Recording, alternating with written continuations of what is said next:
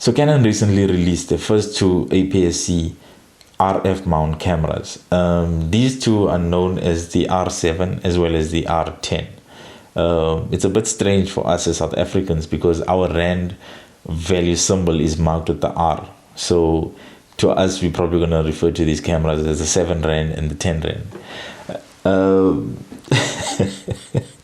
So speaking about costs, according to Camera Tech, they were actually the first people to release the pricing of the pre-orders, and it seems as though in South Africa what you will be paying for the R7, you will be paying around 27,000 rand, well, just underneath it, about 5 rand less, as well as with the R10 you'd be paying something around 17,000 rand. Moving on, I'd like us to actually speak a little bit about the R7, because I feel like that's the more creator focused camera. It's the highest spec camera, and I don't see why I should review or speak about the R10 at this moment, because I don't see it.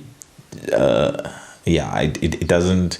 It's kind of difficult to justify the cost of the R10 versus your cell phone. But let's dive into the R7 a little bit more. The R7 boasts a 32.5 million megapixel APS-C sensor, which is just slightly smaller than the full frame equivalent, which is found in the R6. However, the R7 still actually has the same autofocus, which is a dual pixel autofocus 2 that is found in the more expensive cameras, which is the R5, the R6, the R3. So when it comes to autofocus, you're definitely not getting anything that's under par. You are actually getting professional level autofocus. The sensor is capable of shooting 4K at 60 frames per second in 10-bit 4:2, which is actually rather impressive, especially for the size. This is the same level of quality that you find in the R6 in terms of color science, so you are able to shoot in Canon C-Log 3. Did I mention that there's also full 5-axis in-body stabilization with the R7, which I find pretty interesting, because I believe this is the first time Canon has actually put a APS-C sensor with the IBIS system coupled together. The R7 is also able to shoot 15 frames per second, which I find really, really fast. I don't see a need for anything faster. However, if you use the electronic shutter, you are able to get 30 frames per second, which is equivalent to about 1 second worth of video footage. The R7 is actually a little camera on steroids if you think about it, because if you compare it with the R7, which is about twice its price at the moment, with all the inflation and everything that's going on and stock control and everything, it seems as though the entry point of the R7 is going to be either for a secondary camera or a primary camera to somebody that's branching into the RF system. So who's this camera for?